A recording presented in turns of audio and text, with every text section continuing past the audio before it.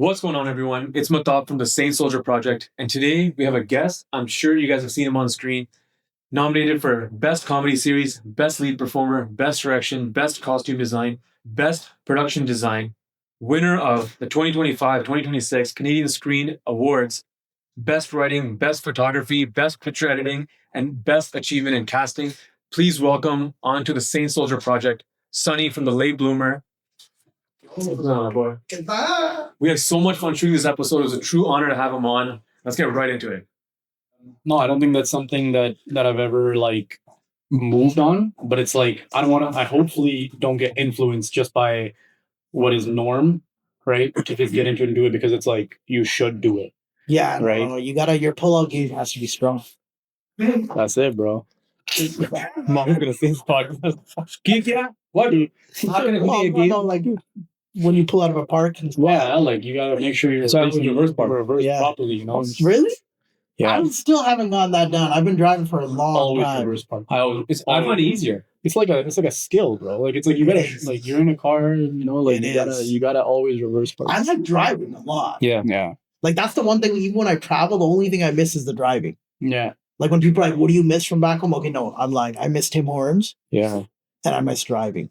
Tim is right there. Shout out Tim Hortons. Yeah, well, we were just in Vietnam, and they have like the best coffee in the world, right? Like they're one of the it's a known thing. Yeah, but then every place says they have the best coffee in the world, right? I know Colombia, like you don't want like they'll fight you for it. Yeah, right. So I went there. Good? Yeah, it was good. Yeah. So I'm having coffee like crazy, and it's iced coffee. So I'm having way too many coffees. I forgot that I get anxiety or panic attacks if I have too much caffeine. Yeah. So it's like 11 at night. My friends were all partying still, and I was like, I'm going back to sleep. So I'm walking to the room. Foreign country, it's like the second or third night we're there. I have a full-blown panic attack. So when you have one of those, you got to sit down, and then you start sweating, right? Ground yourself. Yeah. So I kind of sit down. I'm on a bridge. So there's like a sidewalk, and I'm sitting there, and I'm sweating, like just my t-shirt's wet, everything. And these Bunde walk by me, they start asking me if I'm okay and stuff. And I realize how I look. Yeah, because they're probably like, get druggy, get out of the bridge. These tourists ruining our country. Yeah. Not another one. And then I was like, you know what? I'm not going to tell this guy I'm having a panic attack over caffeine. So I was like, I'm on that. Bro, they asked when he left, I was like, I'm gonna turn this room into a fucking office. Yeah. I never ended up doing it because his physical bed was still there. I'm like, the thing is, my conversations with my parents were always just amazing. Yeah. Because we had less of them, and then when we did have them, they were high quality conversations. Exactly. And they spoke to me like an adult, and they treated me like completely differently. And I was like, and I was also in a mode with my headspace where I was so connected to everything. I felt love everywhere. I was the happiest I have been. Not that I'm not now. It's different. But I was in my higher... He knows every aspect of everything. But I feel... I watched the show, and in that gap where he kind of disappeared, I felt like that was his reality. And you're meant to kind of hate just me in the show. Because you're like, fuck man, like why is he doing this? Like, why is he being appreciative of all the people? Right? But that's good acting. Like that's good writing and that's good acting. Yeah. Whenever there's a role, like my head always goes to Joffrey from Game of Thrones. But I haven't seen that show, but I've been watching the other show, the prequel show to that. House of Dragon? House of Dragon. Yeah, no, not that one. The other one that just came out. I'm on like episode 4. Wait, there's another one? Yeah, I'm 4 episodes in. Yo, send the link. Yeah. Anyways, I'm a big fan. Anyways, like Joker, let's take back. I'll take another example that everyone knows. But you're meant to hate him, but at the same time you love him because he's so good at playing the bad guy. And I think just me, in a way, it's a good actor brings out an emotion out of you.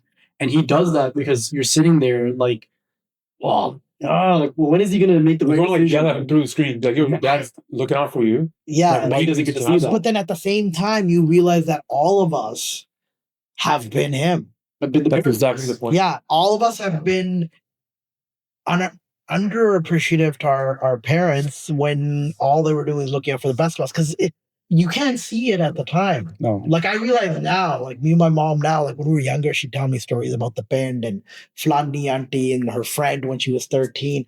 I wouldn't listen to any of that. I didn't care. Yeah. I'd be sitting in the car just like driving her places going, okay. Mob Deep's on, Mom. Like, you know what I'm trying to say? And then now that she's older, I'll ask her these stories, and then she'll tell me stuff, and I'll be like, "That's in my mind." I'm like, "That's why you're like that, Yeah. because your parents were like this." So now you start like putting everything together.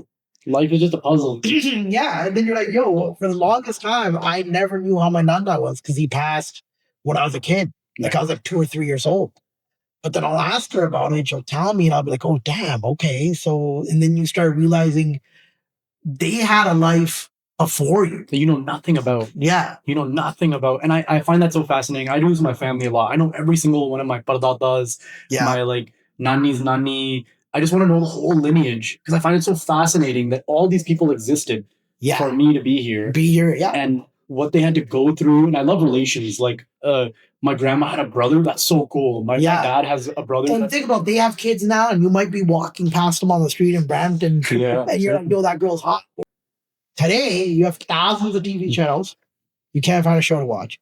If I show you guys my Instagram DMs, bro, it's mostly dudes. Nice. It's mostly truckers from California. I don't know how they're watching the show. You're gonna pirate that shit.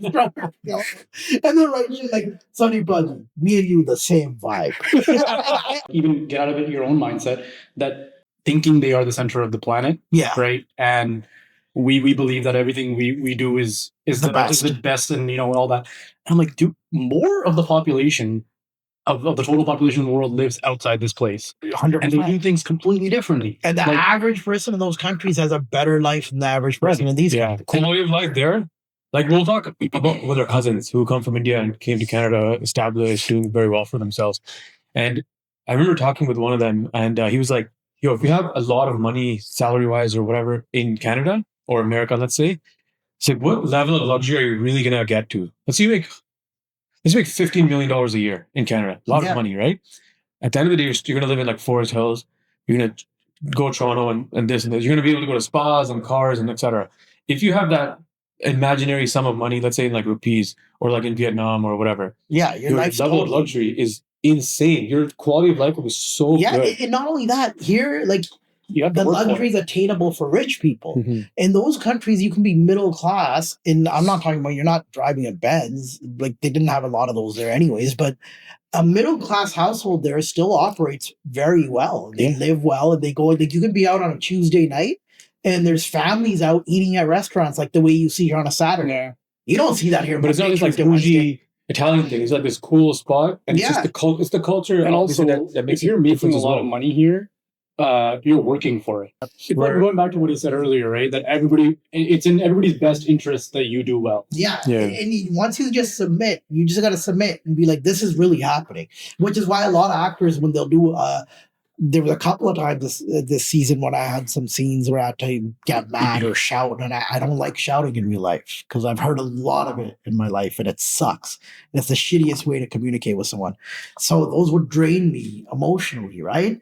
And I'd come out of those scenes and I'd still be emotionally drained, even though they've said cut and all that stuff. And I'm sitting there and I'm having a jar or something on the side, and I'm still feel bad and sad and angry and all that stuff. Because while you're doing it, you've literally convinced yourself that this is actually happening. Right.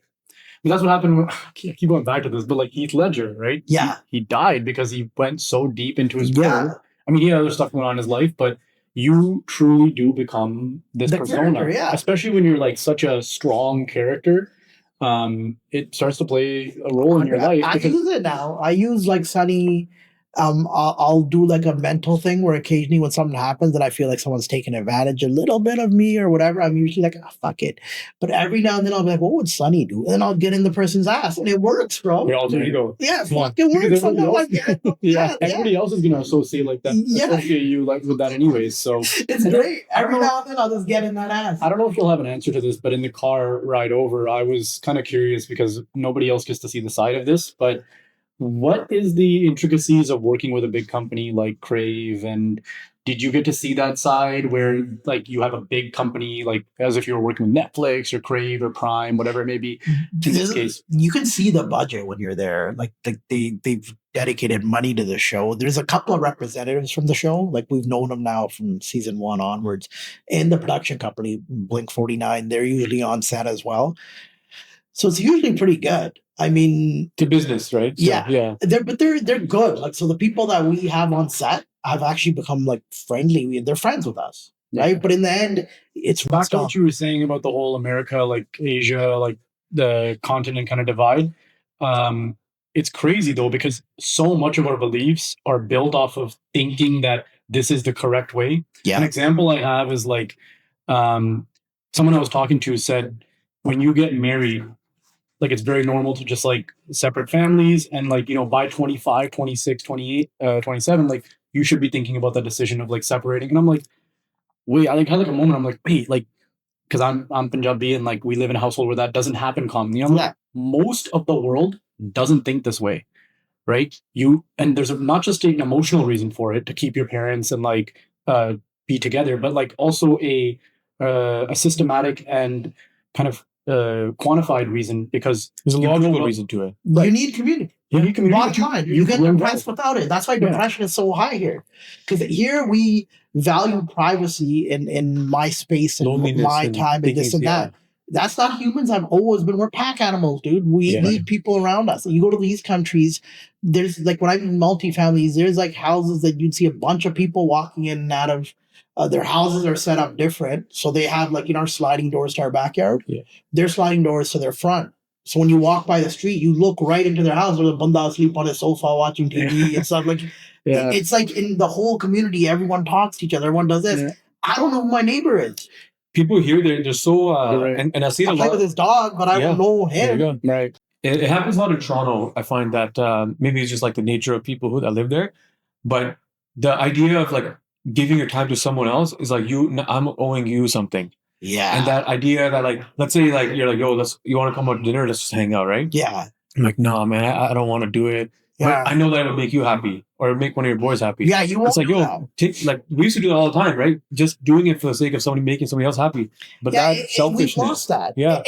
You'll see it even when you go on social media now, like on the gram or something, and somebody will post up a story where if you're not contributing to my money or this or that, I'm cutting you off. You're like, Yeah. first of all, you're a loser and no one wants to hang out with you anyway. Second of all, really? That's all it takes to cut someone. Like, you have history with people, Yeah. and they're not always going to be their best, dude. Like, you're going to have to sometimes like hop up and be the good person who holds that relationship down, whether it's a friend or a significant other or something. Yeah. But like, just to have this expectation that somebody has to make your life better, Or or like else a they're return. out. It's only an investment. Like Yeah. this return that I need. Yeah, like if you're not making my life better at this point, then I don't need you. Then it's like, okay. If everyone thought like that, where would we be? Right? Yeah, if everyone thought like that, you would be in no one's life, because it's usually losers who write that kind of shit on there and stuff. You know? Yeah. No, it's important, man. It's important to understand the value of community, and I think that's something that here in the West has been like sold as it's a luxury to be able to do something completely alone, and Yeah. you want to have all the things and obtain all these material things, which don't get me wrong, like a nice car is nice, and Yeah, I it feels good. we do all those things are great. Yeah. Like strive for them, have goals. I'm not saying like be like average in any way, but understand that like where are you going with all this stuff? If Yeah, you- none of that shit's gonna make you happy. Like, people that even have it, they all say it, and then it's like, yo, thanks for rich explaining me. yeah. But like, That's a true. true word, man. Yeah. Yeah, Rich, like, man. you know, rich people tell you how Yeah. to live, Yeah. or like you'll Yeah, get somebody That's that crazy. I becomes, never even thought of that word. That's Yeah. actually genius. yeah, rich wow. play. Like, let me make that money, and I'll let you know if I'm happy. Yeah, Oh, yeah. But that's a good Right? Like, don't That's an rich amazing- play. yeah. Because you see on like now with the age of like everything being on social media and everybody capturing every natural, genuine moment that's not genuine. You're Yeah. not doing that in your day to day. It's like, oh, you could be living out and making multi-million figures in different countries. All you got to do is like get online and start Buy my like, course. post that. Like I see videos like post that content. Don't keep it in your gallery. It's like, bro, like if I start posting this content, then I become a content creator. Now I have a whole other thing I have to do all Yeah. day. And then Right. you're gonna have a whole section of haters coming through, And- and then you pull shit, and you're like sitting there. Was that cringe? Yeah. Was that not cringe? And then now you're gonna be in your own head for the rest Yeah. of the day. But what they don't understand It's a is whole level of problems you never even signed up for. that's it. Yeah. Yeah, exactly. It's like you don't understand that this is your life, bro. Like Yeah. your life is explaining to me what I should be doing so you can make more money based off of watching your content. Yeah, you know, when people get somewhere and then they talk to you from there, Yeah. and it's like, yo, Wisdom. don't talk to me from the top of the ladder, bro. I'm not gonna get it. Yeah. Yeah. Yeah. Like, I haven't been there. I'm not gonna get it. Right. That's why I always When people ask me for advice about acting or anything, I'm like, first of all, I don't know. I don't know what I do and why I do it or how I do it. I don't have a some people say they have a system. Some people say, I don't know, man. I just go in there and I try to create an imaginary circumstance and believe it. So explain that. Like, what was your background? What kind of got you into this? Being Sunny, what was your background in getting to the position where you were, and then how was it when you got there? So when I was like a kid, like I never watched an Indian movie. We grew up in Calgary, right? So when I was like 6 years old, I used to pretty much watch hockey and Knight Rider. And then when I was like 6 years old, VCRs became a thing. And I think they were always a thing. But my dad, an Indian movie store opened up in Calgary. I think it was the first one. So my dad rented the VCR with 3 movies because that's what he used to do back in the day, right? And then you just go on like a tirade all night. And it was like 3 Amitabh movies. I remember he put them on, and I didn't know what I was expecting. And then all of a sudden, the movie started. And I'm like, "Whoa!" Like, first of all, this is loud. There's so many colors. It's what the fuck? And these people look like me, right? So I just got glued to the TV, and then I just loved Indian movies, mostly Bollywood movies, which no one really would have guessed, right? And I would watch them all the time, and I would like try to act out scenes. Me and my sister would do this like thing where we're gonna like act like we're actors. Nice. She was always the cop, and I was always the this, and then we'd do this and do that. So I'd always had this interest in it. My dad passed when I was younger, so then when it got time to like figure out what you're doing in high school and stuff, it was like you got to do the same thing. So I did the civil engineering thing, graduated, started working. Then I met these 2 guys, Imran and Harminder Full. They have this company called Default Pics. They're like super, super talented, right? So I had a story for a short movie and I pitched it to them and they're like, okay, let's make it. So then I started it because we couldn't find someone. So now it's easier to find brown actors. I'm talking about like 2013, maybe even before, like 2011-ish. We couldn't find any. So then they're like, okay, well, you know what's up. You just do it. And then I did it. And then I realized, well, I really like doing this. Like it didn't feel like work or any level of work. It's the only time in my day where I don't clock watch. Like I own my own business and I still clock watch. Mm-hmm. Like I'll still look at my watch and be like, okay, how many more hours of this shit do I have? But when I'm on set, I could be there for 12 hours and not care, right? So then from there, I was like, okay, this is something I'm still interested in. Then I made another short movie that I acted like in a web series, then I acted in a couple of my friends' short movies. So I was just always keep that part of myself satisfied. I didn't think it would actually go anywhere. And then I remember when Late Bloomer was having auditions, one of my friends like, yo, the Sunny character sounds like you. And then I'm like, what do you mean? He sounds like he goes, trust me. And then I read like the little character script and I started reading the 2-3 pages that they give you. Like, what the fuck? This is me. Yeah. So then I just auditioned and I was like, okay, do I act for this audition? How do I act? So I sat there with that and I'm like, you know what? I'm just going to go be me. I'll be a little louder. I'll be 10 years ago me. And I just auditioned as myself and then I got the role. So once I showed up on set for the first day, I don't even, just me probably doesn't even know this. I didn't know anything. Yeah. So they're like, they give you your sides, which is like your lines for the day. Mm-hmm. I thought she said slides.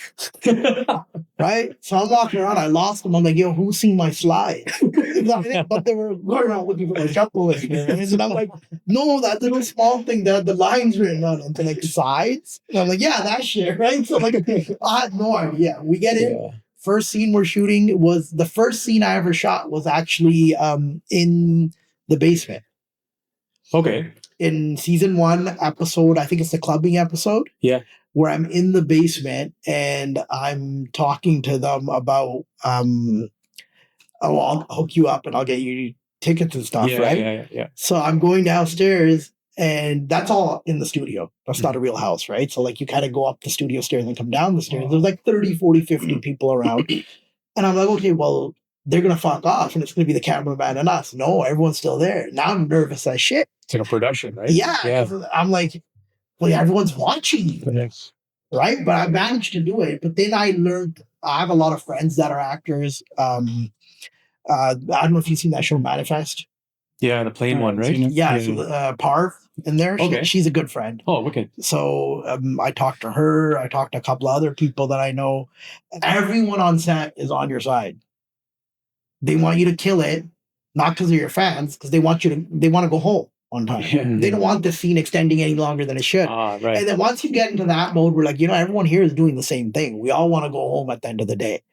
And then it became easier. But initially, the first couple of days, I don't know if anyone could tell, but I was nervous, dude. I was like, not really, man. Because I've seen, because I've watched other podcasts that you've done. Yeah.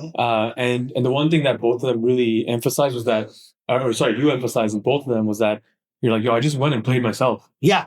I didn't because you get this, like, I don't know, it's called size, but you get the size, and you get the what's it called when it tells you like your character is this kind of personality, and stuff like that. The breakdown, character breakdown. Yeah. You said you started to read that. You're like, what this character? Because I like seeing the behind the scenes stuff. I'm really into that. So I do it for a lot of like TV shows, and I'm interested in that kind of stuff. And they'll play a certain narrative. Okay, my character in this scene would be angry, or he'd be like sympathetic, or whatever. But you were just like, yo, I just did my thing. Yeah, because I guess I just looked at like, how would I react in this situation? But it's cool because now on like we just shot season 3 and it's coming out April 24th. Get Crave, everyone. But it felt easier. Like everything felt, you're used to things. People would say stuff, you knew what they were talking about. You knew when the camera movements were happening. You knew everything that was going on. And then after that, it feels easier. And then you could really start having fun with it. Because now you understand. So in a lot of season 1, after they would yell cut for me, and it would be 3-4 hours before the next shot, I would stay back. Because I'd want to know what the cameraman does, what the lighting just so I knew everything that was happening. And then that allowed me to actually become better, I think. Because I understand like the science of like that other stuff. So then now I can benefit to it somehow. Yeah, and I know they want me to open up this way because when I was looking at the screen, I know the way the shot looks, and I know this. So now that what's exactly happening. Season 1, sometimes I think, okay, my arm's in the scene, and then when I go look at the monitor, the shot's from here up. Right. And I spent like half the scene trying to make sure my arm didn't look weird while I was doing the scene. I'm like, my arm's not even in the scene, man. So then once you get used to that, then you can really start like, I took a bunch of classes now. So I took the year after retiring. I said, for 1 year, I'm going to do fuck all. Just because I've worked my whole life, I'm going to do nothing. So I did like that whole year. It actually felt longer than a year. But like wake up whenever I want. Like I have my own business, but it kind of runs itself. And I have 2 business partners. So I was like, kind of wake up whenever I want, go to sleep whenever I want, do whatever I want. And then starting this year, I'm like, okay, now I'm going to do something with this. So I don't have an agent. That's something that people are like, you want to get an agent? I don't know. I don't think you need it. I think you just need to know where the auditions are happening. Then you apply for the audition. Don't give someone 20% of your money unless they're bringing you roles. You know what I'm trying to say? But now I'm actually going out there and doing auditions and stuff. So, but it's good. And I don't judge people that I need to pay their rent. But like, I can pick what I want to do. That's freedom, bro. Yeah. At the end of the day, we got into the conversation earlier. You want to make a lot of money. You want things. Those are great. But what doesn't ever get boring is the ability to be completely yourself all the time and be free. Yeah. You want to buy freedom. You want to buy time. And you don't want to do a character like if someone, you're going to be a taxi driver. It's like, really? Like, what I'm trying to say? Yeah. Or can you do an accent? No. Yes, I can. And I do a great accent. But no, I'm not doing one for TV. Yeah. I'm just not doing it. It's a luxury, right? Like it is one of those weird things where like in upper culture, I don't know why, we're still getting the short end of the stick. Representation does not exist. It's nowhere near where it should be in Canada. Like you watch regular commercials on cable TV. You're right. It's almost when they put somebody, it's like, oh, they're being inclusive. It's intentional. Yeah. Like you'll watch a beer commercial, like we're not supposed to drink. Yeah. Anytime I see a Sonata, even still, I'm like, I always point it out. Yeah. And it's very rare, right? Right. Still. Yeah. Like you see a beer commercial and it's like, there's never a brown guy. It's like, we drink a lot of that beer, dude. Like, I'm not proud of it, but we drink a lot of that beer. Yeah. Like, how come we're not in any of these? So now when I look at something, and when you do see that, oh, there's a brown guy in this movie, they'll always have one scene that pushes his brownhood. Like either it's an Indian wedding or they're going to the mandir. And it's like, why does that need to happen? Why can't he just be a brown dude that's Canadian like a normal brown in guy the freaking movie? Why do we have to speak to the fact that he's brown? The stereotype. Why does his mom have to come in with an accent? Yeah. Like something when I read Like like scripts now, exaggerating because I get some stuff on my desk every now and then, and I'll read it, and I'll just be like, no, not doing it. Sometimes my friends are like, yo, you're being too picky. I'm like, I can. Like, I don't need to do any of those things. Right. I do Late Bloomer because it resonates with me. I think for our community, it's a great show, and it's highlighting issues, but it's highlighting a lot of positive stuff. I genuinely believe there's not a show out there like Late Bloomer. I'm not just saying that because I don't know what it is. Even in the first season, it just struck a chord that no other show did, because it's like that silence in the room when his dad yells at him. And it's like, not because he was in trouble, but we felt that silence. We felt that like ashara, that like when your dad looks at you in the eye and he's like, you just know. Bro, it was even called Late Bloomer a show. Because when, first of all, like, we're the biggest, like, Just Jasmeet fans. Yeah. Like, die hard. Yeah, I was too. We got his videos, like, memorized. Like, I mean, before I even met him. Like, it was just like, because we came from, like, we saw it, like, coming from nothing. From literally the first videos to the end, right? We were just the biggest fans. So it was like this, yes, he's finally back. Yeah. Right? But then I don't even call, when the first season came out, I watched it immediately. And anybody who didn't see it, I was like, you have to watch it for sure. But I was like, this is not a show, this is a documentary. Yeah.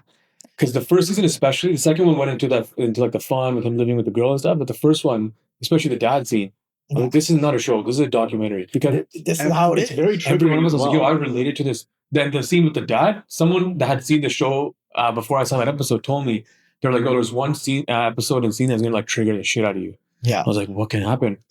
When I saw it, I'm like, holy fuck, man. Like, it's so intense, right? Yeah. All of us, because we've all been there. We've all grown up in two houses. As a Punjabi male, you had the house that when your dad wasn't home, and it was your mom. And I have three sisters, so it was my mom, my three sisters, me, and that house was fun as hell. Right. That was the greatest house in the world. Then you had the house when your dad pulled into the drive. That sucked. You know, I'm like, I still want moving into the. No, you know what? Like, I've never heard someone explain it that way, but as like just looking into every traumatic past, reflecting, as soon as that key would jingle, the whole house would change. Bro, the air would get let out. People would be like throwing coloring books underneath the sofa and shit, turning the TV off. Yeah. You'd run and get your like arithmetic book, act like you're doing something. Yeah, even it was just like a fear that came into your soul that like the fun's over, like I have to perform. Yeah. Like for me, my dad used to come late a lot, so I'd like run up and go. And I think a little bit of that too, which kind of sucks on that side, that older generation dad, is that the role that they had to play. Yeah. Right? It is what it is, right? The mom had to be the fun. It's like we always, the mom is the fun, dad is the bad. But it sucks. It's like you're not even like, what if the dad wants to do all that shit? Yeah. And he comes back and is like, yo, why the hell are my kids scared of me? Yeah. But it was like, well, you were just handed to you. The thing is, we never understood our dads. Like, I didn't get a chance to, but a lot of us, it was a couple of years ago, I was sitting at my friend's house. I'm not going to say his name, but he was talking to me. I guess he was going through some stuff, so he's talking to me about it.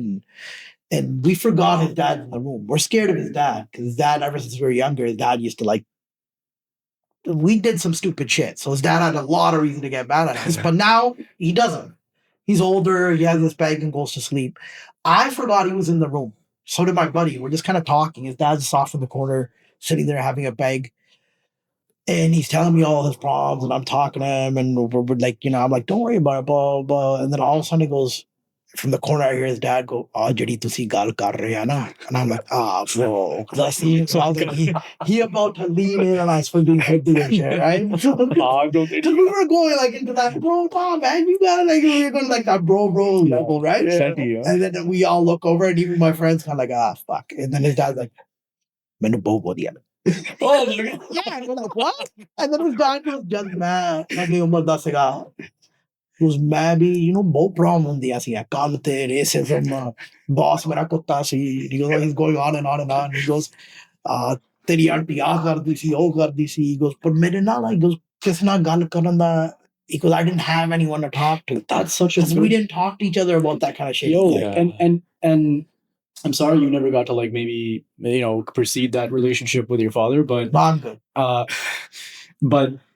as I think in my life now and even his life as well, you get to a point where you start to become that old man. Yeah, right? I'm not there yet, but like I see, because I pride myself in working really hard, maybe a little bit too hard, but I got that from my dad, whatever. But you start to see yourself like doing the things. And it's Yeah. like, this is becoming my life. And it's hard to get stopped. I'm like, if I had a kid right now, what the fuck would I be doing? Exactly. The thing is, it's hard to, even though we know we have the wherewithal to know that we're repeating patterns, Yeah. you can't stop. You can't So stop do it. it. It's like ingrained in yourself. The way Yeah. I see a 50-50 split, almost exact, almost like 70-30 now, where I'm 70% my dad and 30% my mom, it scares me because I'm like, I hope I just can resolve the bad parts.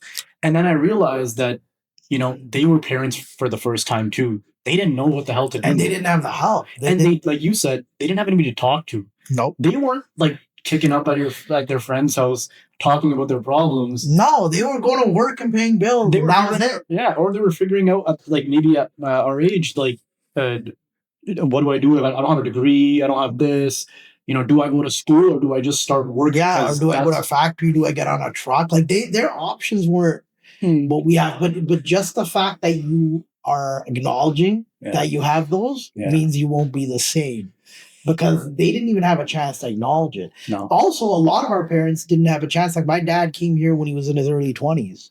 And so did my mom. Because she was like early mid 20s. Right. They didn't get parented either. We're children, bro. Yeah. They came here as like kids and then all of a sudden like, here you go. Yeah. And they were being called packies. And so it was like the 70s in Toronto. My mom didn't know what packy was.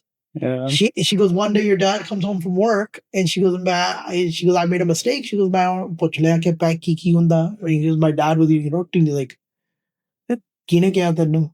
And then my mom goes, the kids across the street. And she goes, then she realized, oh shit, I fucked up. I shouldn't have told him that.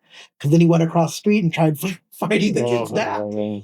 Yeah, that's fucked up. Yeah. I know. But it was a big thing back then. Yeah, but that's how they were living. Like, I don't remember the last time someone said, I know racism is kind of making a comeback, but it's a new comeback. Yeah. Because now it's online, so you can't even see anything. On our today, I had a guy. I do jewelry, and like I had a video of one of my videos going out, and a guy commented, "Never seen like a proper sick wear eyeliner and makeup," and I'm like, well, that's a compliment. It's natural. I don't wear anything. Yeah, I was about to say, I don't even know eyeliner. And because I have dark features or whatever, and then even our DMs, they'll be like. We get a lot of hate, like for certain topics. We get a lot of hate. We get like honestly surprisingly, we don't get that much hate on certain topics. Yeah, but that's okay. And it's just so like, okay, man, like you're just stupid. Over it. Yeah, like, it's like this video, man. It's the boring kind of racism. I know, like give me the good kind of racism. That's what I'm saying. Like, okay, fine. Like even the word that they use for us. There anyways. Yeah, even like when they use Paki, that's we're not from Pakistan, man. Like, let's give me the educated racism. Yeah, I know. You know, come up with something creative. When I didn't see the eyeliner on, it was like, "Oh, the eyeliner paya, hardly paya." Yeah. No, but it's like I'm not even phased because I'm just like I just put them in uneducated. Like do some research. And also online doesn't count. If you can't say it to my face. Yeah. And that's another thing that I respect you. I don't respect you if you're racist. Let me watch what I'm saying here. But I would respect it more if you said it to me. Yeah, as a man. Like come say it to my face. I'm not gonna do anything. I'm not gonna hit you or anything, but then we can have a conversation. Yeah. One of the problems we have right now is everyone who has those type of thoughts is too scared of saying them. They think that they should the thinking has become that you know everything now. Everybody should know everything. And asking a question, which I'm so glad I've always been a curious kid and like Mathab as well, is just what the hell? Ask questions, find out. You have to know it. You learn something new every day. Okay. And everybody these days has to know everything. You have to know everything. If you don't know what the 9 planets are, you're an idiot. Like, you just ask the damn questions. I'm on you know. But they took it away from Pluto. Pluto's my man. I was kind of pissed off at that. Pluto. But that's really cool. I think that's like the racism. The problem is everyone. There's the band. There's always that one idiot. Yeah. And when he says something, everyone looks at you and says, right? The internet gave the village idiot a voice. Right. Because no one's telling you when he's typing that shit out. No one that knows him is able to tell you, don't listen to that guy, he's an idiot. Yeah, there's no like wisdom behind. Yeah, so now he's got a voice, and all these village idiots band together and create their own little village idiot like group. And they're Like, loud. These niche groups are actually so tiny, but they're the loudest. You're getting the hate in the beginning. The algorithms are too powerful, man. And my algorithm is cooked. I think what's your algorithm? Bro, it's like cars, like old school cars. Yeah. Women. They had a bunch of the father videos. You know when the guys, you know when the guys go for like they go golfing with their homeboys, and when the guys want to go for a drive, one of their friends will let a pot to go, and he fucks up the whole drive, and like it goes right, left, or whatever. I don't know how that got out. That's an amazing feed though. What's wrong with that? Cars, women, and pods. Yeah, that's what I'm saying. That's a great feed. I was on my Insta one day, and I went to like the side to search for someone, and you know all the suggestion videos pop up. My friend was excited, and she's like, "This is you." Every image I saw across from it. So I'm like, cars, girl twerking, guy building, car, or a cloud. That's a curated feed, bro. That's a curated feed, man. Yeah. I'm gonna curate this algorithm, then I'm gonna start selling it. So whoever wants car, twerk. Yeah, let me know. you can be like, yo, I'll give you my account for like a day, bro. Just don't fuck up my like, just don't listen to the algorithm. The algorithm. Don't watch another video for longer than like 2 seconds. Make sure you stay on the podcast. I realize my shit's cooked. I don't even know how to reset it. You can, bro. You can. You actually can. How? There is settings, and you can change your preference for what you want to see. Yeah, and you can remove the. I'm not being my true authentic self. No, man. No, it wouldn't be. But you asked. He's like over time was marinated the speed. Yeah. I've lived long enough to be able to enjoy whatever videos like I don't know. I admire that a lot about you. Maybe this is like something that it's like a season for you where this is like a new element to your life, or perhaps like you finally worked hard enough to get to this point where you've achieved, to me, what sounds like bliss in a way where you do what you want. And that is 100%. Amazing feeling. You said you have a business that runs itself. Yeah. You do acting for passion. Well, it runs itself only because my partners work their ass off. That's fine. They kind of look at me sometimes, and I'm like, hey, I ain't doing shit. That's amazing, right? But hey, you're not living for that long anyway. Yeah. That's and then you have you act for passion. Yeah. And you decline roles that you don't want to do. You have the luxury to do that. Yeah. Some people don't. Yeah. And you're on a pod with us on a Thursday evening. Life doesn't get better than this. And then I just realized, you know what? I think I've lived this controlling way for a long time. There's a part of me that thinks like everything's written. A lot of religions say that. I don't think it's written. I think your path is determined to an extent. You have the power to change things, but you don't have the power to change as much as you think you do. Or you just have fun doing whatever you're doing. So like now I don't fight the universe anymore. Yeah, so like if anything happens, it's like yeah. You realize through a certain event, whether it's like a death in the family, these big milestones, that's when it shows you that you really are not controlling anything. No, and you know what? It doesn't even matter then. Like I've never had this much peace in my life. Period. I'm not gonna lie to you. When you walked in, I believe in auras. I believe in energies. I want to get onto that topic as well as what you do for maintaining your sanity. But I did feel this genuine. I don't know if you felt it, but genuine calm. It's like I knew you forever, and but at the same time, I have so much to learn, and I get that from. I don't know. It just there was an energy and an aura that haven't like because things don't faze me anymore. Like if something bad happens, great. Something great happens, great. It actually doesn't matter what happens in your life. It is just how you choose to be happy with it, and your reaction to certain events / outcomes can completely change if you just choose to be happy. Like that's my goal for this year, and I wrote it down at the start of the year was that I want to heavily work on mode regulation. Right? If somebody cuts me off, and I've done this before, somebody cuts me off in traffic, go cuss out. It's like, you're in your car. What is he? He doesn't care. He's act like the guys you got to.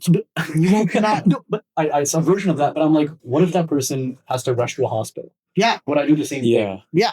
And I don't know, and it doesn't matter. So why am I? In the grand scheme of things, you getting mad does more harm than the 3 seconds longer it's going to take you to get home because that's absolutely like mathematically. Yeah. It's like when you see the guy in the highway, in and out, in and out, in and out. Yeah, it's like, And then you dude, see him you're- at the red light. You're Like, gonna was get it really home worth not it? even a minute or two. They told before. me that I rip my car and my freaking ETA doesn't change. No, So You're not saving unless- like 20 minutes on your drive. and so on your drive. it's little things like that where it's you get to choose how to be in a good mood, and then that is a domino effect into the rest of your day. You wake up and even if you've seen just something as simple as the sun going out and it's a sunny day changes your whole 100%. But your reaction to things is your own responsibility. I think that's where a lot of relationships nowadays fail and everything fails is people assume that their partner or their friend or their family's job is to keep them happy. No, it's not. You got to make yourself happy. Yeah. And no one person or two people or a group of people in this world has enough power over you to make you happy. Are you a younger sibling? But I have two older and one younger. Okay, so you're like right in the middle. Don't No one's care. gonna save you. But it was three sisters and my mom, bro. So it was literally days where like But this is something that I I get would go told a back to lot. my room. This Yeah. is something I get told a lot as a younger brother that because I lived that way of life, and Matab has made many sacrifices, and I just see it. He's a very much older brother, and I'm a very much younger brother. Where Yeah. I But look at myself, but I try to, you don't have the younger brother. but I tell people that it's like you don't understand. You'll be happier when I'm in a mode where I'm happier. Yeah. I left for California, and everybody was happy, not because I was out, but because I was the best version of myself. Also, That's because you were not because out. we left. I'm joking. Also because you left. Yeah. Yeah. He was Our making final, plans yeah. for that room. The room with the Bro, theater dead room. ass when he left, I was like, yo, I'm gonna turn this room into a fucking office. Yeah. I never ended up doing it because his bed, like his physical bed was still there. I'm like, yo, But the thing is, my conversations with my parents were always just amazing because we had less of them, and then when we did have them, they were high quality conversations, Exactly. and they spoke to me like an adult, and they treated me like completely differently. And I was like, and I was also in a mode with my headspace where I was so connected to everything. I felt love everywhere. I was the happiest I have been. Not that I'm not now. It's different, but I was in my higher self, call it, and it was just weird because I took the responsibility to make myself happy, and everybody around me also thrived. 100%. Because that's when you're happy, who's going to get the most benefit of it? When you're doing good, everyone around you is going to get the benefit of it. Yeah. So that's why I always tell people if they're in a funk, don't get better because of yourself. Yeah. Get better because you owe it to everyone around you. Yeah. To have Yeah, the good best luck. version of you, right? And you touched on this topic of how But sorry, having said all that, there's some people in this world that are just fucking evil, and there's no it's cruel fixing people. them. I was watching. Yeah, I Some of them just came wanna to this hit people. conclusion 2-3 years Yeah. ago. There's certain people in this world that are just fucking evil. There's no fixing them. They're terrible humans. They'll never contribute anything positive. They always got their head up their ass in the wrong shit to say. I was just in Chicago watching Batman, and that scene where it's like, and Alfred goes, "There's some people in this world that just want to watch the world burn." Burn. Yeah, and there's some people just overly angry, overly every negative emotion Yeah. you can think of, overly that. And those people are Green, beyond man. safe. Energy sucks. They're beyond safe. Yeah. Energy Because sucks. they Yeah. need a complete rewire. That's not a go to therapy. No, that's a I'm complete. not the center of this universe, and the universe doesn't revolve around Yeah. me. Yeah. And but once someone thinks they're that, and they want everyone to cater to them, there's no getting past that either. Right? Narcissism, man. It's That's what it is. yeah. So I let's don't want to use that term because that term gets thrown around. a yeah, lot. it does. Yeah, it's like misogynistic. Yeah. blah, blah. So let's get into the show. Yes. Why we're here? Exactly. No, I don't know. No, yeah, This is a wonderful. yeah, This was like I could because I know him. He's like just learning like who you are and the energy. Sponging it. Yeah. Yeah. Do you want to steal cars after? Not mine. Oh, I'm done.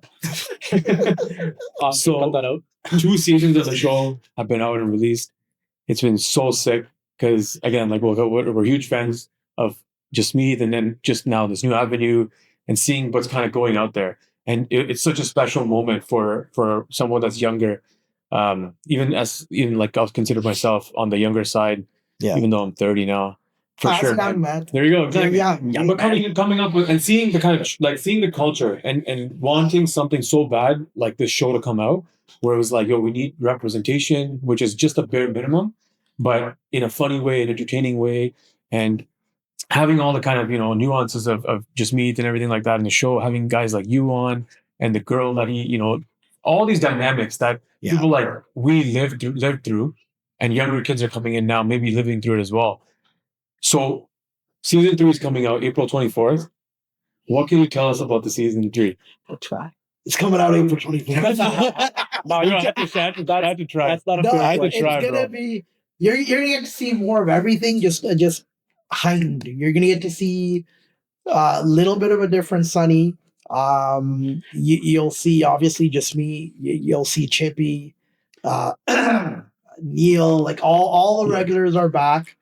They're still getting up to nonsense. Are we reaching climax still, or are we like resolving? We're still. Reaching I climax? want the season to go. I want the show to go on forever. Because it's like it's getting like it's building, but it's like when's the It's gonna be exciting. I've seen in every season, not that I'm saying, oh, this season was better than that or this, they're all different, but I've seen the progression. So like when I get the scripts, some people read their own part. I read the whole thing from start to finish. So like in season 1, this is a spoiler if anyone hasn't seen it, but in season 1, on the final episode, when my daughter runs up to me and Jasmeet's like, "You have a daughter?" Yeah. Before he even said that, when they go, Sonny's daughter, and I was like, "I have a daughter." Oh, sick. Because I read it straight through, Okay. right? Because I want to be surprised too, right? So this year, when I got the scripts, I got them, I printed them out. I went to Jimmy's Coffee by my house. And I sat there and I just started reading them. Right from that, I print them out because I'm old school. Like I can't. I didn't say that's yeah. the best way. I can't. Highlight everything. Yeah, I literally had like a little binder with like this 6 episodes or 8 episodes in there, like Sick. all printed out. And I just started reading. And I was like, yo, man, every season these guys have like upped it. Right. And then as soon as I read this whole season, I read it right to the final page and I was like, Oh my god, man. this guy. No, it's yo, play the cameras are off right now. You're gonna tell us something or what? Still, I don't want to know, man. I'm just messing. I'm just messing. I don't want to know because I feel like I don't know. I'm just I there's some truly, gas though that you guys are gonna like this Sick. year. but I genuinely feel like I'm a part of that life. Like Yeah. I feel like that show has put me in like the scene. I feel like I'm looking at friends like on the show, not the show friends, but like my friends. Yeah, I feel like I'm friends with. Sorry, go ahead. No. I'm saying like I feel like yo, this is my friend Sonny on the show. This is my friend Sonny on the show. yeah, because you get to know that character, Yeah, right? you feel even so personal. me, like when they yell cut. You know, every time me and Ahmed are walking around, I call him Neil by accident. Swenya, I call her Chippy almost all the time. Like whether the camera's on or off, me and her like we'll be walking through the hallway and I'm like, yo, Chippy, and she'll be like, yeah. Like they don't even say anything anymore. But you get into your character so much, you become him. Yes, but I just like, but I'm scared of Uncle. Yes. Oh, Jinder Uncle. So he's the OG, the man. nicest guy. He's the OG. Yeah. Nicest guy. Yeah. But he's got that because he's been around forever, right? Yeah. When I first saw that he's on the show, I'm like, wait, this is that uncle. Yeah. And I'm like, yo, he's the original. Yeah, right? you're like this for this one. Yes, that's right. So I'm curious to know, since you mentioned it, but what is Neil like? In real life? Or just even like just deep like Dude, he's hilarious, man. He's probably one of the funniest people you'll ever have a conversation because I with. feel like his character is the most acted character. Yeah. It feels like it's not him. Not in a bad way. No. I love Neil's character. He can act really well, obviously, and he's just made that But he's character. a meme, right? It's like he's made that character what it is. But even when you talk to him in real life, like the guy can be equally serious and equally silly. Yeah. Like we'll hang out. So like me and just me, we'll hang out like sometimes like, in the evening time, or if there's a festival going on, we'll just go hang out and stuff, right? Same with Ricky. Ahmed doesn't live here. He lives in the US, right? So we don't get to see him a lot. But when we went on this year, we had a couple of scenes on location in Hamilton. So they got us all hotel rooms, right? And then right after shooting, we were like good 10, 12-hour shoot day. Everyone ends up in my room. Because for some reason, everyone's coming into my room. Like, well, what the hell? Because I've got a sofa, a suite, but no one else got that. I thought everyone did, right? And I'm like, yeah. And they're like, how did you finagle this? Yeah. It just means like I don't have a sofa in my room. I'm like, honestly, this is the key thing. I didn't say anything, right? Yeah. So everyone's like, we're coming to your room. So we came. We're all playing Mario Kart. Like we were all hanging out till like 1, 2 in the morning. But he is still Neil from the show. He's just as funny as him. I'd say even a little bit funnier. Yeah. But he's very intelligent. Oh, yeah? He's a very intelligent guy, and you can kind of have any conversation with him that you want. I love this And character. that's another thing with Jasmeet that he impresses me all the time. I think of him as like a younger brother, but he's just intelligent, man. He's talented. In what way? Because I think Jasmeet has played such a role his whole life. It's hard to know who he is. Is he the Just Rain from? I think he's all of them. I think he's I've got seen such a thing, multi-dimensional. Yeah, I've person. seen him be that character. I've seen him be very serious. I've seen him on set behind the camera directing and just walking right into the front of camera and giving a great performance, and then going back behind the camera directing. And then going back to the writers and talking about, oh, well, maybe we add this line in here. So like he literally knows every aspect of everything.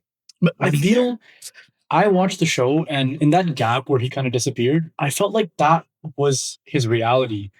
And you're meant to kind of hate Jasmeet in the show because you're like, fuck man, like why is he doing this? Like, Yeah, why is he being appreciative of all the people? Right? But that's good acting. Like that's good writing and that's good acting. Yeah. Whenever there's a role, like my head always goes to Joffrey from Game of Thrones. But I haven't seen that show, but I've been watching the other show, the prequel show to that. House of Dragon. House of Dragon. Yeah, no, not that one. The other one that just came out. I'm on like episode 4. Out? Wait, there's another one? Yeah, I'm 4 episodes in. Yo, send the link. Yeah. Anyways, I'm a big fan. Anyways, like Joker, let's take back. I'll pick another example that everyone knows. But you're meant to hate him, but at the same time you love him because he's so good at playing the bad guy. And I think Jasmeet, in a way, it's a good actor brings out an emotion out of you. And he does that because you're sitting there like, when is he gonna make the We're right going like decision? yell at him through the screen. Like, your dad's looking out for you. Yeah. Like, why he doesn't get to see that? But then at the same time, you realize that all of us have been him. But the That's exactly the point. Yeah, all of us have been underappreciative to our parents when all they were doing is looking out for the best of us, because you can't see it at the time. No. Like I realize now, like me and my mom now, like when we were younger, she'd tell me stories about the band and Flandy Auntie and her friend when she was 13. I wouldn't listen to any of that. I didn't care. Yeah. I'd be sitting in the car just like driving her places going, yeah, okay. Mom, deep son, mom. Like, you know what I'm trying to say? And then now that she's older, I'll ask her these stories and then she'll tell me stuff and I'll be like, that's in my mind. I'm like, that's why you're like that. Yeah. Because your parents were like this. So now you start like putting everything together. Life is just a puzzle. Yeah. And then you're like, yo, for the longest time, I never knew how my nanda was because he passed when I was a kid. Like I was like 2 or 3 years old. But then I'll ask her about it. She'll tell me and I'll be like, oh, damn. Okay. So, and then you start realizing they had a life before you That you know nothing about. Yeah. You know nothing about. And I find that so fascinating. I do this with my family a lot. I know every single one of my pardadas, my like nani's nani. I just want to know the whole lineage because I find it so fascinating that all these people existed for me to be here.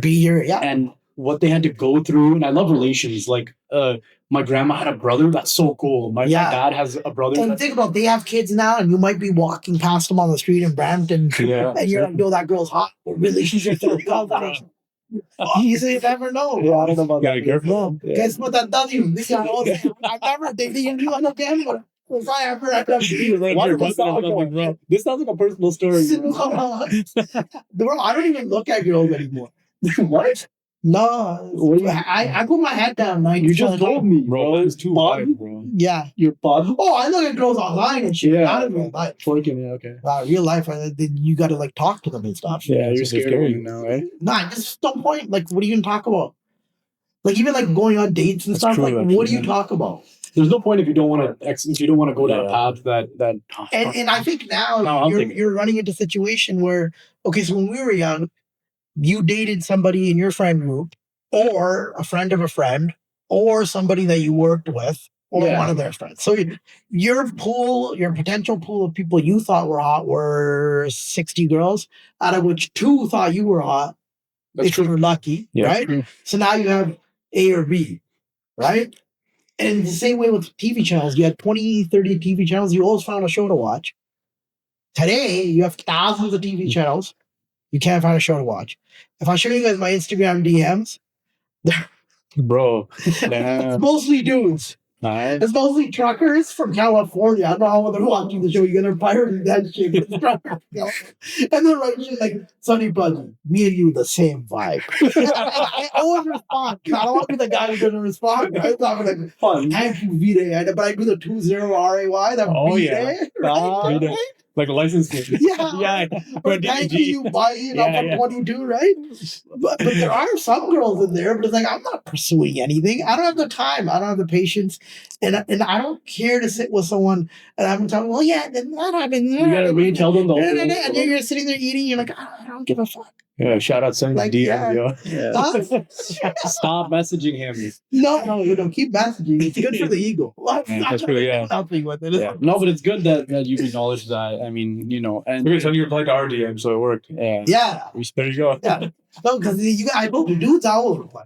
Amazing. Yeah. I didn't even have to do the shout out via me and you were the same. Yeah, I was like, yo, that's my bro. And then like sometimes I'll get like, this company called Ruel Design, they just dropped off the stuff today. It's cool as shit. I'll put it up on my Insta after, but she took some pictures of me and she made like these magnetic plaques with she listened to podcasts I was on and she figured out everything I liked and put it on the plaque. And I've got like an old Mitsubishi 3000 GT and she put that car on there too and everything. I was like, how cool is this? And she made it and sent, like, you know what I mean? Yeah. And I'm like, yo, this is cool. See, this type of interaction is they thought about that. Yeah. Personal. Yeah. And I'll have like, now I get stopped a lot more as every season has progressed. And it's like 99% of it is cool. Like people are just like, yo, man, play a cool character, right? And just one time a dude grabbed my arm. Oh shit, eh? Yeah, I was walking by and grabbed my arm. And like, Sonny, and it's right by my house. So I'm thinking I know him from the neighborhood. Right? So I'm looking at him. It was Due West Fest. You know when they shut down Dundas? Yes. Yeah, that's a sick bit. That's so I'm walking, like I live right there. So I'm walking on Dundas. And then he's like, Sonny, and he grabs my arm. And I'm thinking, oh, it's someone I know. And I look at him and I'm like, it's not registry. Yeah. Right. And then he's like, oh, from the show. And then I was like, I just looked down at my arm and looked back at him and looked at my arm again. Then he let go. And then I was totally cool again. I was like, just don't. Grab someone's arm out in public. Yeah, fair enough. Yeah. Yeah. I mean, that's like just, it has to be mutual respect. You're still a human being. You know? Yeah. Like, it's actually crazy. I was biking. I cycle a lot in Toronto. I work downtown as well. Oh, no way. And I always cycle because I just find it so much faster than anything else. Yeah. And I people was think like, you're doing a delivery? No, I know. I'm on the video. I know. This episode, actually, bro, those delivery. I'm on the city bike, right? Yeah. But the delivery guys, bro, they'll fucking zoom by me on e-bikes. Those guys they got some of them have the sport looking e-bikes. Yes, man. And because I'm like super respectful when I cycle in Toronto because they get enough hate as it is. Yeah. And at the end of the day, I know if a car, and I only cycle on the bike lane roads. The cycling guy zooms by me, man. I'm so scared, and I'm always like, yo, if a car hits me, I might win the legal battle, but I'm gonna lose the life battle. Yeah. That's like when people are like walking across the street and I'll look, it's all right away. I'm like, Yeah. But if that guy hits you, you're the one in the hunt. That's what I'm saying. dead, man. He's going home. It's happening to that. We're the same thing. So I saw, I ran into Vince Vaughn. Oh, yeah. In Toronto, you run into a lot of people, dude. He's shooting a movie in Toronto, actually. Some old school mafia movie, apparently. You run into a lot of people in Toronto, especially in the summer. I was like, yo, Vince Vaughn. He's like, yeah. I was like, yo, can I get a quick photo with you? Yeah, like if you're nice to people, like I'm just trying to think. For me, I've seen a couple of hockey players. I don't think I've ever saw like an actor. Who's the old Leafs coach? Pepper? No. Starts with the Babcock? Mike Babcock? Babcock, yeah. I saw him in Toronto once. Yeah. I mean, he obviously makes sense for a team in Toronto. Yeah. But yeah. But it's like Toronto nowadays, even like if you go up Ossington, I don't watch a lot of TV, but like my friends will be like, yo, that's the guy from that show. Or that's because a lot of these shows like Umbrella Academy, Handmaid's Tale. Handmaid's Tale was all Ontario. Vaughn. Chippy's in that show. Which season? I think season 2 in one episode. I gotta check. That first season of Handmaid's Tale was insane. I haven't seen the show. I don't know if it's done now or not, but the first season of Handmaid's Tale was. It got kind of boring as it went on because the story was really good, but then it was like kind of had to end it in my opinion. But the first season, I recommend watching just the first season of Handmaid's Tale. Yeah, I'm right now really behind on shows. Like it's hard. Yeah, it's hard. Feels like life is just. Like I haven't even gotten season 2 of Severance in. Same. Like I got. I'm like halfway through. Yeah, That's Severance is a show where you really have to pay attention. Yeah, you got to sit. And that's the problem. Is And you my cannot- brain? I can't do that for 40 minutes. It every time. sucks, man. It sucks But that Severance is we're such a falling sick victim show. to the like Our instant entertainment. and instant Yeah, gratification. like I have a 10-second brain interface algorithm now. It's fucked. Yeah, it's like if you're not twerking, farting, or driving a car, I don't want to see this shit. Something I might discuss with the pod was just one day, there's the fart Olympics. Yo, this is good. I Yeah. want to see the There's like phone one afterwards. Mr. Methane that wins Come on, that's all crazy. the time. I'm not. He's like the freaking goat. We gotta get him on the podcast. Farting. One time, me and my niece, I don't know how, like it was my algorithm, but I stumbled upon it and showed her the video, and they put powder on their gender so you know that they farted because the powder was right. So that's not a sound. And we're dying, and my other niece comes from outside and she's like, "Yo, mama, what's wrong?" I'm like, there's no easy way to say that, but we're watching the Olympics, bro. Fart is just funny, man. Like straight up, bro. I don't care if I'm like Bro, I don't 55. think there's ever been a time in history where farts have Farts are just Yeah, funny, bro. Straight up. I found out I'm lactose intolerant a couple of years ago, and I think that was the cause of a lot of my digestion issues. But ever since I cut out dairy, then afterwards I do more researching because I'm trying to go full vegan. It's hard because You really are Toronto. yeah, I like steak, but like I'm trying to go full vegan. I could never. But I'm at the point now where dairy I don't miss at all, and then now when I do eat meat, it's not often; it's every couple of weeks. My stomach kind of doesn't like it anymore. Yeah. It rejects it a little You bit. obviously build like a defense up to it, right? And then your body starts to reject it. Yeah, and then in Vietnam, I ate meat twice, I think, in that whole month. Because when I'm in another country, that's another thing I don't really trust. You don't mess with it, yeah. Plus, their chicken legs, like India, bro, they look too small. That's what it's supposed to look. I know. Here, but the you fucking might chicken feel leg. bad for the chicken. You go, but Maria wo kya chicken? He's really- Yeah, really he like didn't even chicken. get to eat. Yeah. I would have eaten him. So packaging. You know what I'm saying? Yeah. I So don't know. then it was like, just in general, even when I go to India, I try to avoid meat. And Yeah, you got like I went 3 years ago, and I love street food in India. So I was like, I'm gonna risk it like every now and then. But anything raw, I won't mess with because that's what's Yeah. for sure gonna mess you up. But yeah, you gotta. It's Did you like get a sick? game. Sorry. Did you get sick? Yeah. No, Just do it. you're gonna get sick anyways. You You're gotta gonna get sick anyways. Just do it, get it over with, and then you can front go. load it. Yeah, You land exactly. and just pick out. Drink lassi immediately. Yeah. You didn't hear what he said. What did you call the Oh, tortillas. What the fuck is that? That's why you have tortilla and tortilla at the same time, bro. That's like tortilla. Then I'm giving him the story of me in Peru where I was having tortilla and I Yeah. was shitting and puking like at the Well, same this guy had the time. worst. That's not Yeah. tortilla, bro. That's He tortilla. told me he actually hiked the next day, bro. Okay, I wouldn't hike if I was on the top of my health game for a month in a row. I still wouldn't go on a 5-kilometer hike. Like the thing Let is, alone if That I shit have, was like, hectic, 10 man, issues yeah. and we were on a mission, right? We do that. Much, you Like, know, I that enjoy was that. hectic shit ever, bro. We were supposed to go to a place when we were in Vietnam that was like up on the mountains type of deal, and we couldn't fit it in.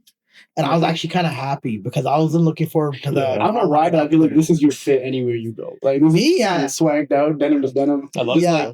it. This is not. I'm not even Canadian tuxedo. Yeah, man. yeah. But I that's pretty much it. Sick, yo. Yeah. So another thing with the show is I think, and I haven't been on a lot of sets, but like everyone gets along on this set, and that I think really shows in the performances. Like, because I think there's genuine care there between the characters off screen as well. That's So good, then yeah. it translates well into any type of on screen. Like if you watch the way they act with each other when the cameras are off, Mhm. same way. Because you'll hear those horror stories about when actors like hate each other. Oh no, this here, yeah, I've heard them too. But here, when they yell "cut," half the time I've heard in other shows people go to their trailers and whatever. And we do that sometimes. If you're tired, I'll go to my trailer sometimes. But most of the time, they yell "cut." We'll just all hang out there talking, Yeah. right? Because it feels like you're. It's not this like company that's in front of you. It's like you feel like you're building this thing from nothing. The show Yeah. has a mission. The show has a mission, and I think And it's personal, I feel. everyone feels it. I mean, you can speak to it better than anyone, but I feel like everyone's there for a reason besides just being an actor.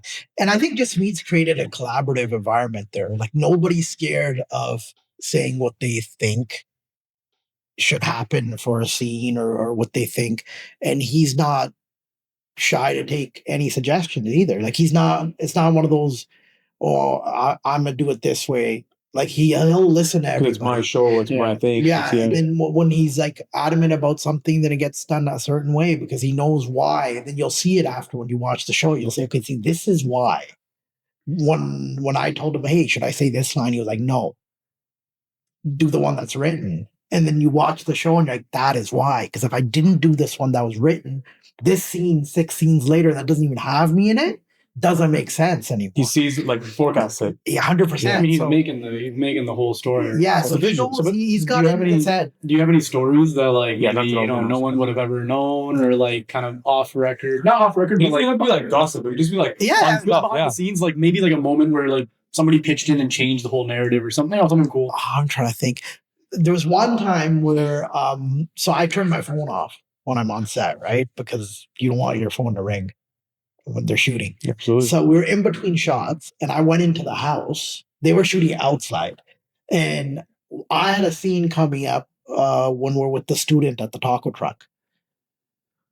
Oh, yes, yeah. In the second Right? season. In second season, right? Yeah, second season. Yeah. So we're with the student at the taco truck.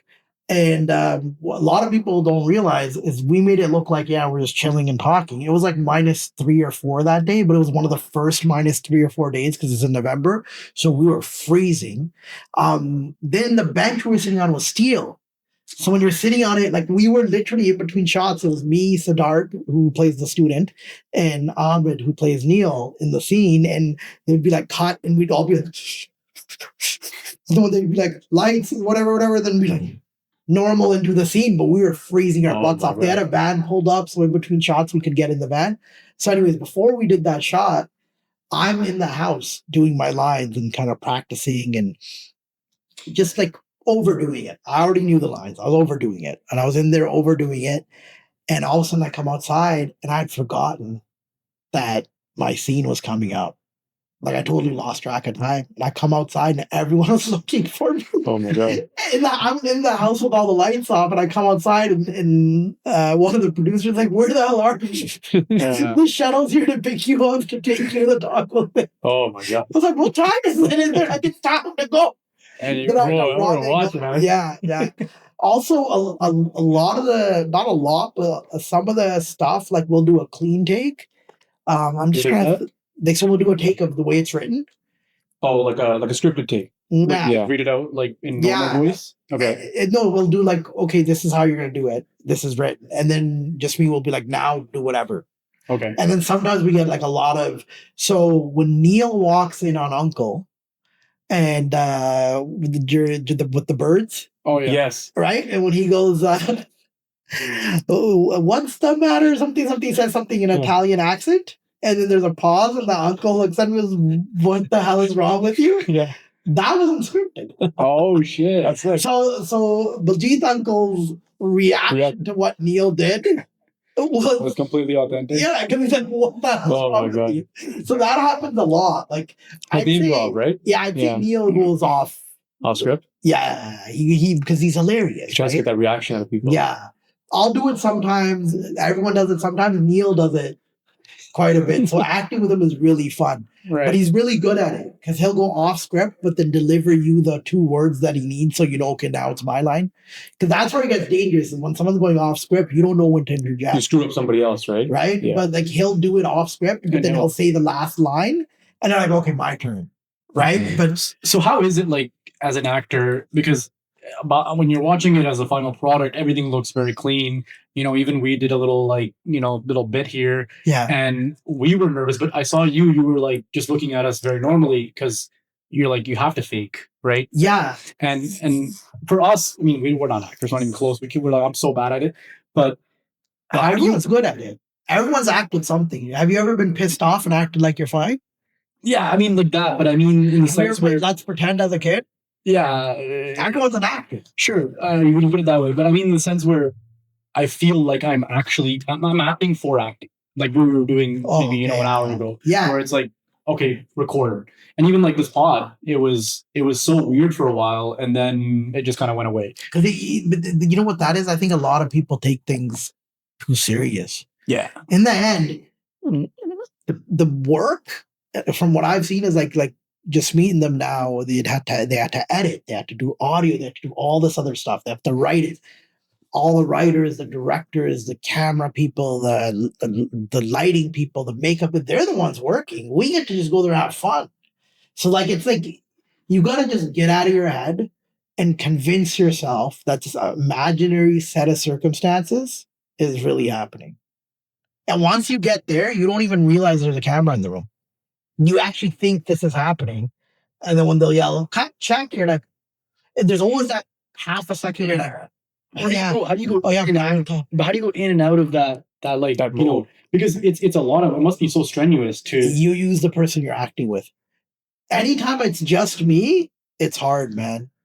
Like when it's to just be able to you, differentiate like what's the acting side, and then when you switch off, right? yeah, well, I yeah, see. when it's just you, like let's say there's a couple of times when there was a shot on me and they're coming in, which is great because I didn't have dialogue.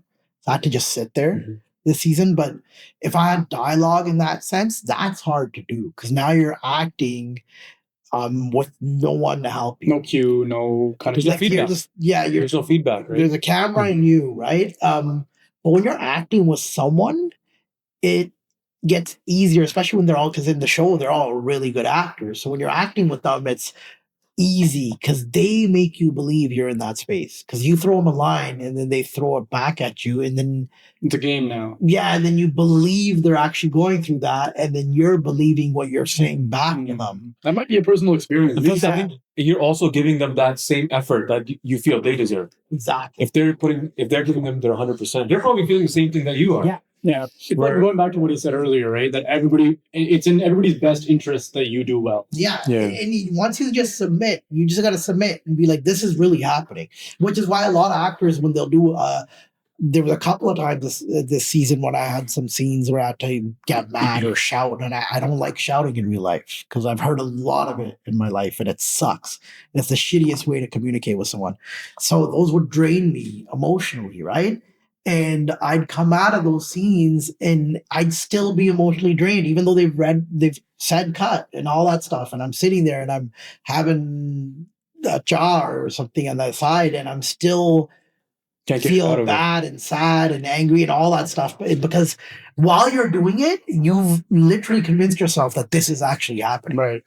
But that's what happened. I keep going back to this, but like Heath Ledger, right? Yeah. He died because he went so deep into his role. Yeah. I mean, he had other stuff going on in his life, but you truly do become this persona. Character, yeah. Especially when you're like such a strong character. It starts to play a role in your life. I use it now. I use like Sunny.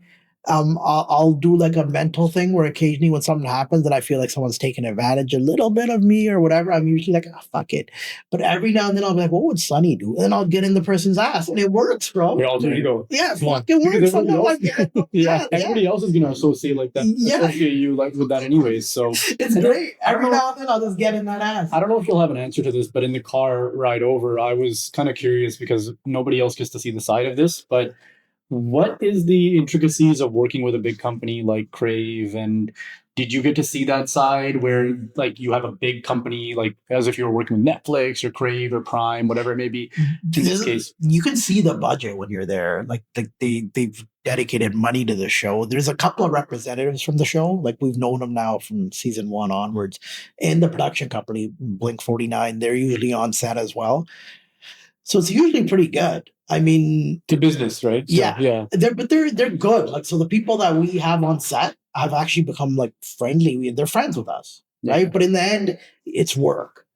Like in season 1, I think I had a lot of fun, but I think you start realizing that, you know what, everyone's working and you can't just keep walking around and being loud being and a little doing kid. This and being a character. Yeah, being a kid almost, like a kid in a candy store. Holy shit, we're on set, right? Yeah. So you do have to kind of treat it like a business, and once you do that, you're okay.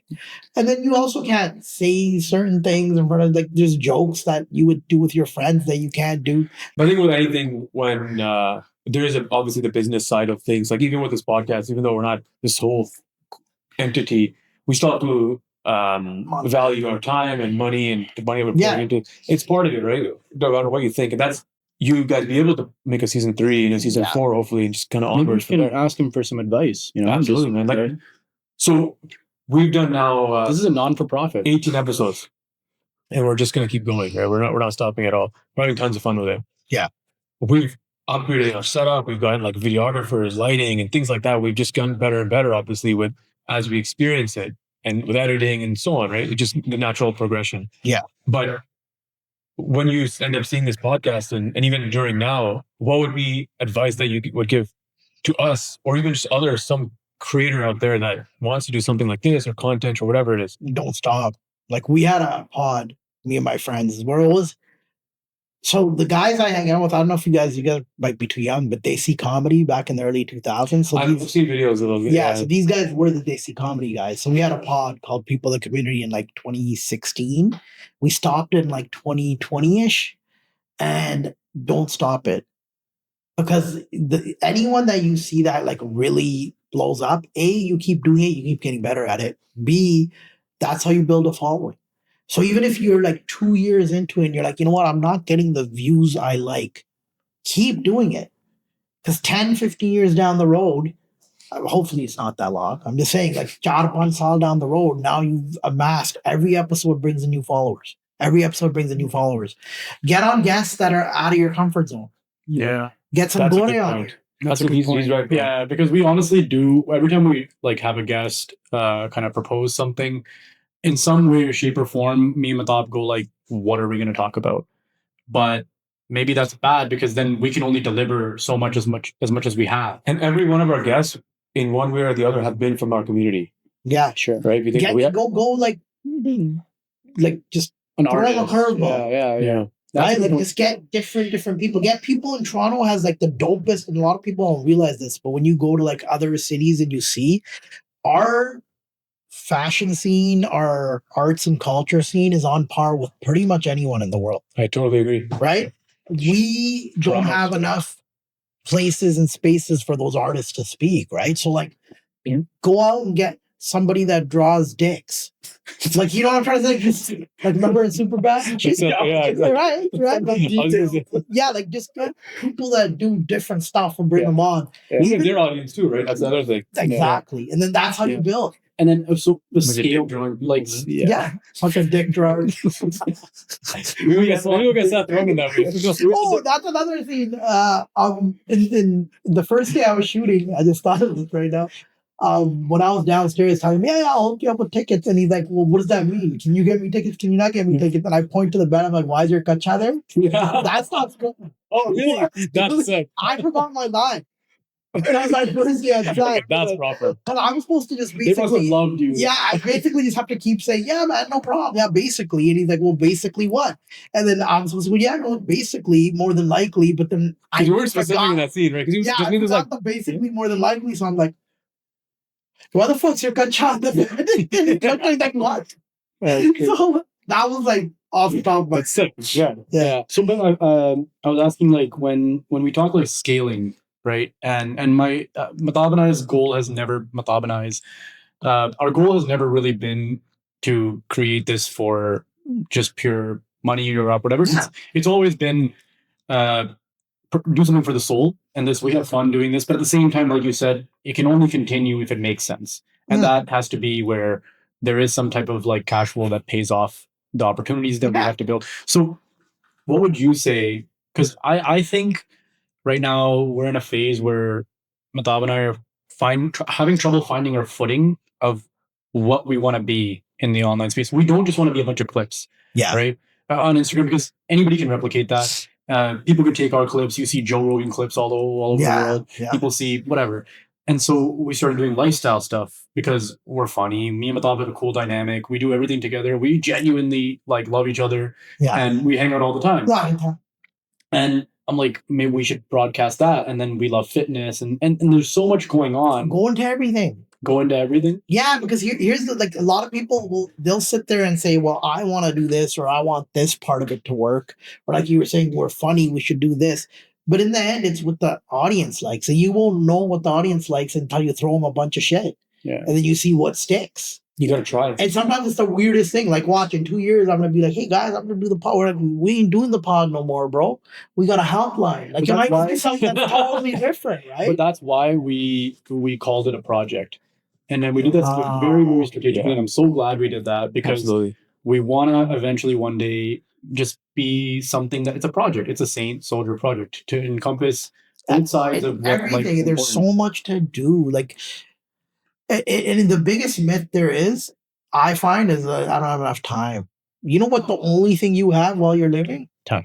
Yeah. And then when you die, it doesn't matter anyways. Yeah, it's just time and You're not even here. it's binding. So you've got unlimited time while you're alive. You're right. Yeah, I might not even die, bro. There's people, quantum immortality. There's people that think you never do die. When you die in one timeline, you just wake up in the next. Agreed. Right? Yeah. I saw this, like, this is a little back to my little nerd stuff, but I saw this little, again, another visual representation or like a way to thought kind of experiment where when you're dying, you know, everything starts to squeeze and get dark and like life starts to come to an end. And then like everything shuts off and it's the emphasis is on the fact that everything starts to get black and kind of canoes out. And then when you think about when somebody's pregnant, there's an intense amount of pressure, And then you come out to the and light. you're living in black forever, and then the light opens up, and then life starts. So it's like, what if one is just a caveat into the next? And That would I had piss me off. I had a fuck. Yeah, that's exactly like if I died and then I got squeezed out lata right away and smacked by a doctor, I'd be like, fuck, man. But I'm putting I'm gonna do it time. all over again. Yeah, I'm putting time and now I can't even walk for 2 years. Human babies are useless. You're a vegetable. Yeah, like how? Why does if you look at all the other mammals? I'm sorry, we went from Yours is serious to this, perfect. but like the side advantage of that bachchi where you see like the guy is pregnant, whatever you have bachchi, they're walking around right away. I know. They're eating themselves, they're feeding themselves. It's like humans have a kid. We have this like little dysfunctional round, and they look like aliens when they're first born. I don't care what anyone says. No Yeah. kid is cute until like month 1, That's exactly right. right? Thank you. And they're just there, and they don't know how to eat. They don't know how to walk. Can't do anything themselves. Yeah, it's like, If I why was- would this be like? What did they think was so advantageous in this? Every other animal is born with the ability at least. Evolution does not help. Yeah, birds We're just- not, we're but just birds weak. are like, yeah, We're just weak, man. But that's the thought experiment that kind of like ties into reincarnation. Is that like that life ending is just life starting again? everything ending is the beauty of something else, right? Because Mhm. energy just changes form. It can't be created or destroyed. Exactly, bro. What did you do with that? What Engineering. made money? What? Yeah, nice. Seriously? Where? Yeah, On here. I only did it for like a year, and then I got into sales. So we used to do Same thing. forklift sales. So So I that's such a sunny thing to do. Yeah, man. so I would sell I saw forklifts for forklifts. warehouses. I worked at a great company that's in Brampton. A beautiful place to work, a beautiful family. You made money here as an engineer? Damn. Well, because we were commission-based sales reps, right? So I did that You for were a studying the long guy who has time. everything. I did that for a long time, and then I figured out I could retire, not because I have a lot of money, because I don't spend anything. Like my idea of a good time is I sit at home. I usually buy right now I'm currently drinking A&W it's called ice cream float. Yeah, But it's ice cream float, like it's in a can. With the, oh, Right? So I buy like 3-4 of those cans, and we can say this here. I get high yeah, go for it. and I watch TV.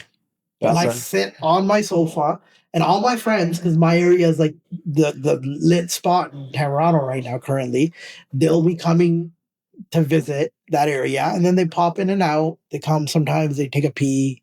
They're like, "Aren't you coming out with us?" I'm like, "No." Like I have my own washroom. I love my Yeah. I don't need to pee anywhere else, bro. The guest list is curated by me.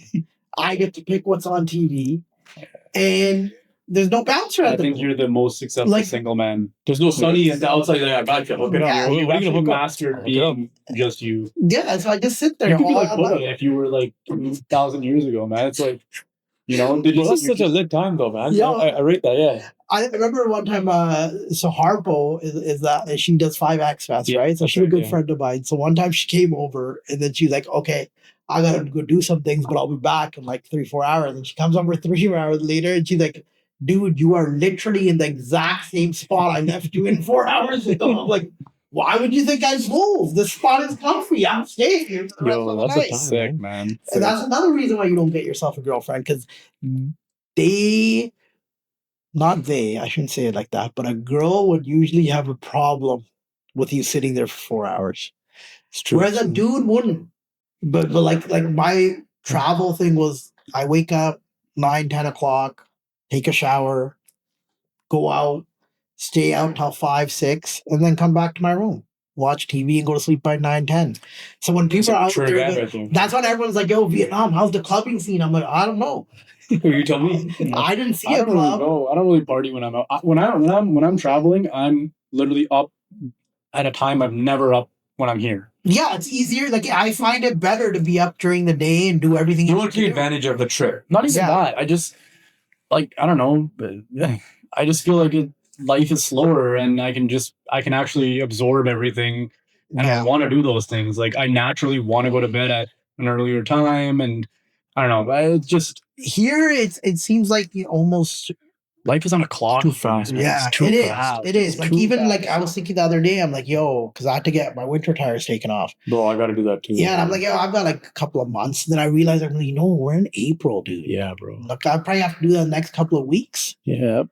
But it's like, I mean, we're long enough. Fuck it, just need one. Yeah, it's too late. I'm just going ran through. I know the summers ones, yo. Yeah.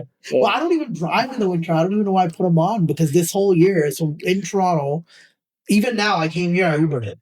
Yeah. There's no point going to get my car, getting it out of the garage, backing up is hard there because there's other cars parked. Like it's an alleyway, right? Yeah. And then basically you can't drive anywhere in Toronto. You're better off either walking or Ubering it. Or cycling.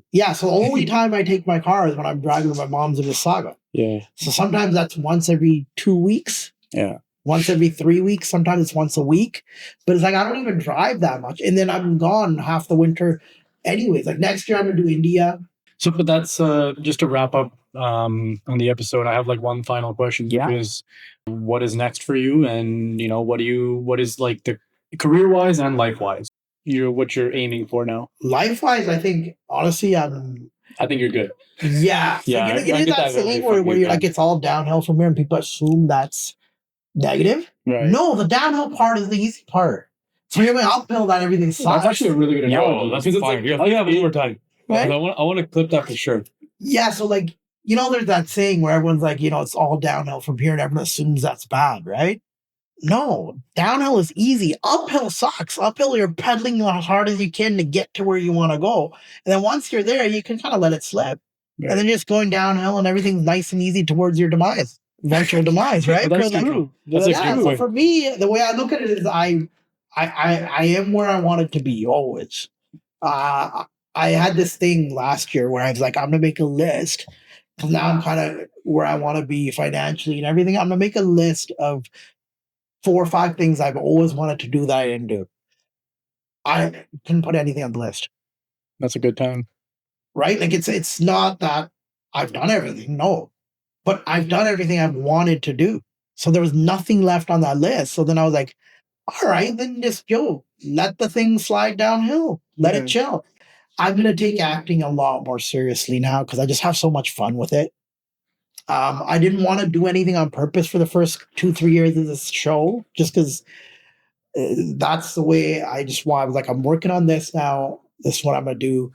This season now, I'm full on confident that I can pick up 1 or 2 other things and still be just as available for the show. That's amazing, man. Awesome. Yeah. We're very excited to see where you go, where the show goes, and the direction that's headed in. And just to see more of you on screen, man. It's amazing. Yeah, I don't watch myself on screen. I think I told you. I know. Yeah. I'll watch you on screen. That's all. Yeah. I gotta watch the episode back like 3 times before I gotta watch every episode before it's like live out there. Because I don't do it because I'm like you, and I would go in there and like every second I'd be like, no, clip. No, Yeah. you know what also happens up happening? Because I did watch a couple of scenes, the ones that were like cut for Insta. And one of the scenes I'm talking to Jasmeet, and we're at the truck yard in season 1. And that little clip on the TikTok, I watched it 2 or 3 times. I'm like, why am I doing that with my face? So then when season 2, when we were shooting, I was so concentrating on not making that weird screw face that I thought was weird that you guys probably didn't even notice. That when I did the first take, I was like, that sucked in my mind. No one said that to me. But I was like, yo, it's the first You take. got it in your own head. Right? And I'm like, that sucked, man. Like, what the hell am I doing? And then I was like standing off to the side. And I'm like, dude, I'm worried about what I'm doing with my fucking face because I watched that stupid scene. So then I have to delete that out of my head and just do the scene. So that's why I won't. Even when we have the premieres for the seasons, every time I come on screen, one of the people there, she actually works at Blink 49 Studios. She told me, she goes, no, she works at Bell. Sorry, she's like, every time you were coming on screen, she would look back at you and you're looking down. Yeah. I know what you mean because I've done that same thing where I overanalyze the mouth movements and the eyes, Every and little where my thing. hands are sitting. Yeah. It's really, and then it's hard to get out of it, no doubt. You just gotta do it. Learn it. It's myself. One of my friends told me I have a lisp. I do have a little bit of a lisp, but it got to the point where I thought I had a massive one. And Yeah, then, it's part of it. It's like who you are now. yeah, I know. I love my friends. They keep me grounded, bro. Just when I start thinking, I got feeling myself. Yeah. One of those, like, especially the girls that I hang out with, they'll knock me down quick, bro. They don't let me mess around. Yeah, good stuff, bro. Thanks, guys. Well, thanks for having me. Thank you, No, man. man. Pleasure's all ours. Yeah. This will be good. Appreciate it. Thanks. Thank you. Hey everyone, it's Sunny from Late Bloomer. Season 3 comes out April 24th on Crave TV. Get the subscription. I was going to say prescription. Oh, I see Dindinia. Get the subscription. I know it's manga. I know, but I seen what you guys spent some money on, man. This is worth it too.